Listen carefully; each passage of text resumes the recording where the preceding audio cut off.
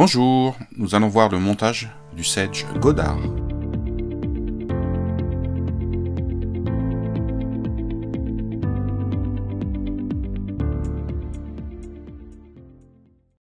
On va voir le montage de ce Sedge sur un hameçon Daichi 1170 numéro 12. Donc c'est un Sedge qui est très connu, hein, qui est fait en, je dirais tout le corps est fait en poil de chevreuil. C'est une mouche qui flotte très très bien, justement grâce à ce poil de chevreuil. Donc je vais vous faire voir comment je monte cette mouche. Alors j'utilise bien sûr un morceau de peau de chevreuil. C'est pour moi le poil qui va le mieux pour faire ce genre de mouche. Donc on va prendre une petite touffe. Donc il faut bien doser faut pas trop prendre trop gros ou trop petit. Alors la première touffe, il faut la placer là bien au niveau de la courbure, mais bien tenir les poils. Il faut éviter qu'ils tournent. Et vous enroulez le fil de montage à l'intérieur là des fibres qui sont des poils qui sont sur le côté droit. Voilà. Vous voyez, en maintenant les poils bien avec la main gauche, ils bougent pas. Et là je tasse un tout petit peu. Donc je positionne toujours mon fil juste devant la première touffe. Là je en prends une deuxième. C'est un empilage de touffes de poils de chevreuil, tout simplement. Là je replace. Et là, je fais un premier tour, je tire un deuxième et je lâche. Et je laisse tourner autour de l'hameçon. Au bout d'un moment, ça se bloque, ça ne bouge plus. Et avec toujours le fil de montage, je tasse un petit peu d'abord. Et je viens toujours placer mon fil de montage devant. Voilà. Toujours tasser, hein, c'est très important. Alors je continue. Une autre touffe. Voilà. Très bien. Bonne quantité. Et je recommence. Voilà. Je prends un deuxième tour. Et au deuxième tour, je lâche. Et j'enroule mon fil de montage à l'intérieur des poils. Tout en avançant. Je retasse. Voilà. Alors je tire les poils vers l'arrière et je place mon fil de montage juste devant. On recommence.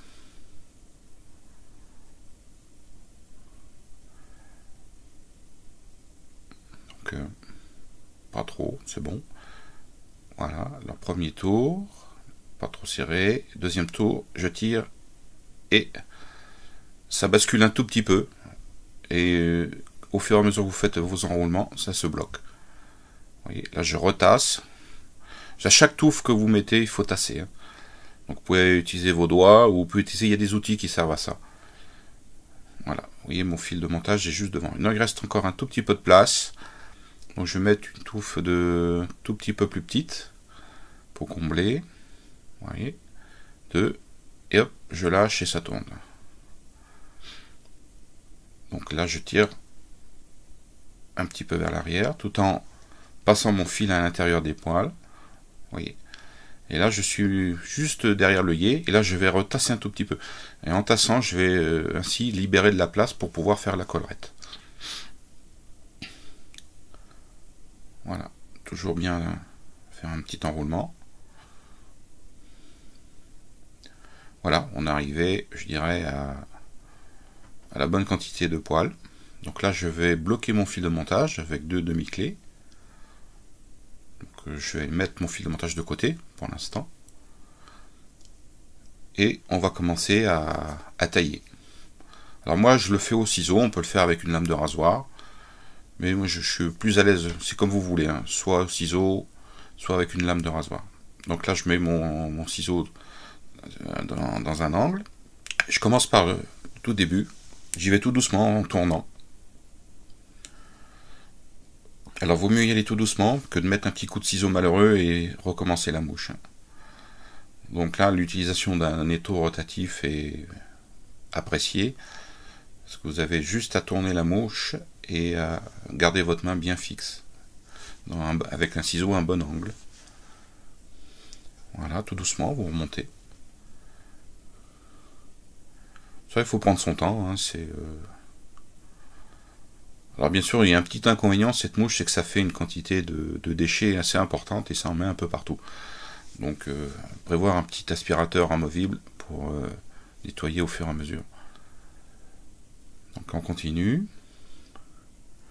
Donc là j'essaye de dégager, je vais essayer de dégager la pointe de l'hameçon en coupant dessous. On continue.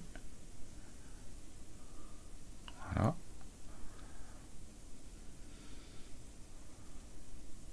Allez, je vais couper jusqu'à l'hameçon, dessous. Voilà, ça y est, j'ai dégagé la pointe. Donc il faut prendre son temps. Hein. En plus, c'est un poil qui se travaille très bien, qui se coupe très bien. Voilà. Très bonne mouche qui passe en réservoir, marche très très bien. Donc on arrive, vous voyez, on arrive à la portion de poil qui est juste derrière, qui forme un peu la queue.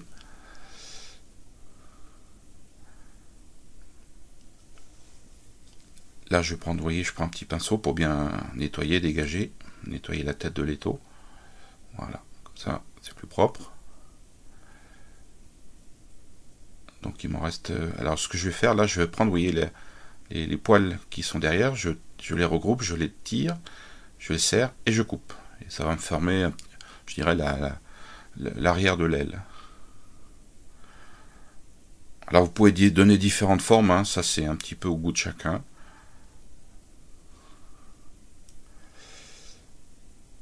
Donc si vous voulez faire un... Voilà, moi j'essaye de faire le plus propre possible. Faut toujours être très prudent, hein, parce qu'un petit coup de ciseau malheureux et ça met en péril votre mouche.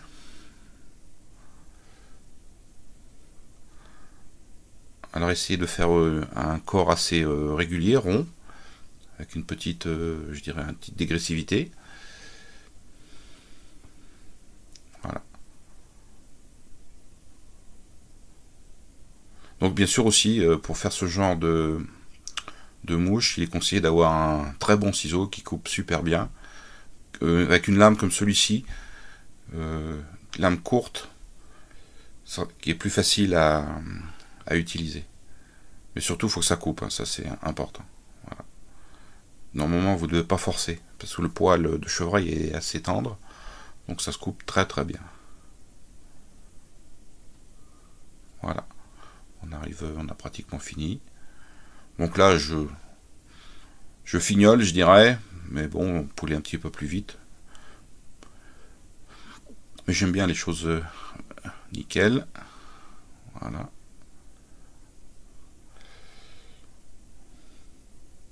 Prendre son temps. Voilà, je dirais le corps de ma mouche est terminé. Là, j'en enlève un tout petit peu. Donc on va faire la collerette de cette mouche. On va prendre une plume de coup de coq. Hein. Ici c'est du Whiting Farm, du High Dry.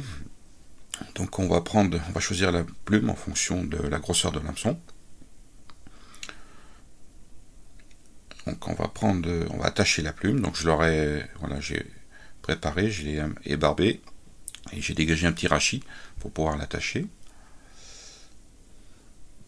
Donc là je fais une demi-clé, c'est pour éviter que le fil se défasse. Donc je vais l'enrouler tout doucement. Alors je prends ma pince à racles. Voilà, et je tire un petit peu derrière. Voilà, vous voyez, j'enroule mon premier tour un petit peu sur les poils de chevreuil. Et ensuite, je mets ça en spire jointive. Donc sur ce genre de mouche, vous voyez, là je rabats les fibres en arrière pour éviter qu'elles se chevauchent trop. Pour essayer d'avoir une collerette assez régulière. Donc pour ce genre de mouche, moi j'aime bien les collerettes assez fournies. Donc vous voyez, une plume, la plume va y passer, hein, on va pratiquement mettre toute la plume. Donc comme c'est des plumes assez longues, il en restera quand même un tout petit peu. Allez, je vais faire un dernier tour. Voilà, on est vraiment à la limite. Et avec le fil de montage, je bloque.